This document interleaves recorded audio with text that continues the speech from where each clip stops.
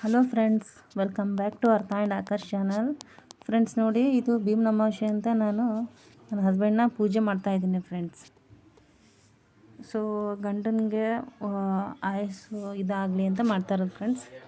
ಆಯುಷು ಆರೋಗ್ಯ ಸಮೃದ್ಧಿ ಇದಾಗಲಿ, ಮತ್ತು 7 ಜನ್ಮ ಇವರೇ ನಮಗೆ ಹಸ್ಬೆಂಡಾಗಿ ಸಿಗಲಿ ಅಂತ ಇದು ಮಾಡೋದು ಫ್ರೆಂಡ್ಸ್. ಇದು ಶ್ರಾವಣ ಮಾಸದಲ್ಲಿ ಫಸ್ಟ್ ಬರೋ ಅಮಾವಾಸ್ಯೆದಲ್ಲಿ ಮಾಡ್ತಾರೆ ಫ್ರೆಂಡ್ಸ್ ಇದು.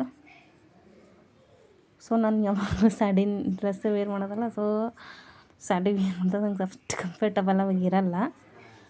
ಸೊ ಈವ್ನಿಂಗ್ ನಾನು ಇದನ್ನು ಪೂಜೆ ಮಾಡ್ತಾಯಿದ್ದೀನಿ ಫ್ರೆಂಡ್ಸ್ ನನ್ನ ಹಸ್ಬೆಂಡ್ಗೆ. ಸೊ ಅವ್ರ ಕಾಲೆಲ್ಲ ತೊಳೆದ್ಬಿಟ್ಟು ನನ್ನ ಮಗಳು ತುಂಬ ನಡುವೆ ಒಂದು ಡಿಸ್ಟರ್ಬೆನ್ಸ್ ಮಾಡ್ತಾಯಿದ್ದಾರೆ ಫ್ರೆಂಡ್ಸ್ ಇದು.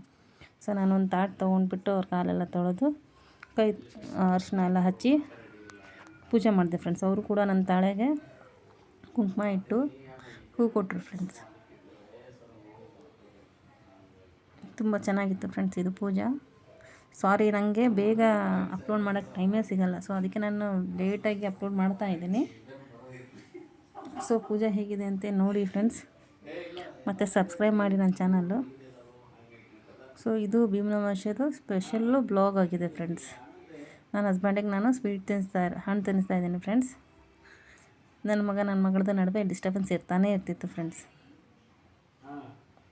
ನೋಡಿ ನನ್ನ ಮಗ ಹೇಗೆ ನಡುವೆ ಬಂದು ಕಿಟ್ಲೆ ಮಾಡ್ತಾ ಇದ್ದಾನೆ ಅಂತ ನೋಡಿ ಫ್ರೆಂಡ್ಸ್.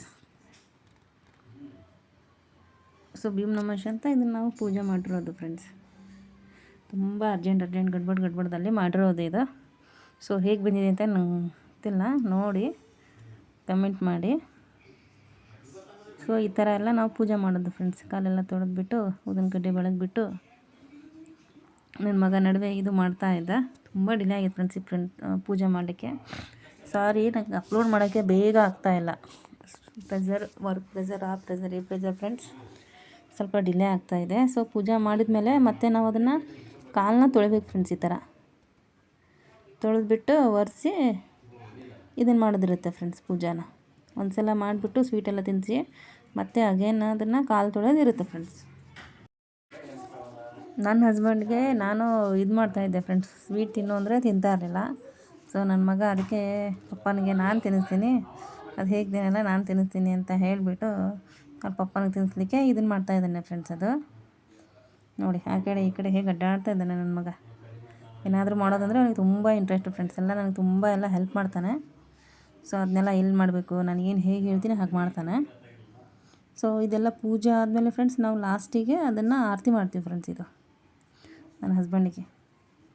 ಸೊ ಲಾಸ್ಟಲ್ಲಿ ಇದು ಆರತಿ ಮಾಡಿರೋದು ಫ್ರೆಂಡ್ಸ್. ಸೊ ಸಬ್ಸ್ಕ್ರೈಬ್ ಮಾಡಿ ಫ್ರೆಂಡ್ಸ್. ಮತ್ತೆ ನಾನು ನೆಕ್ಸ್ಟ್ ಬ್ಲಾಗಲ್ಲಿ ಕಮ್ ಬ್ಯಾಕ್ ಆಗ್ತೀನಿ. Bye friends, good night.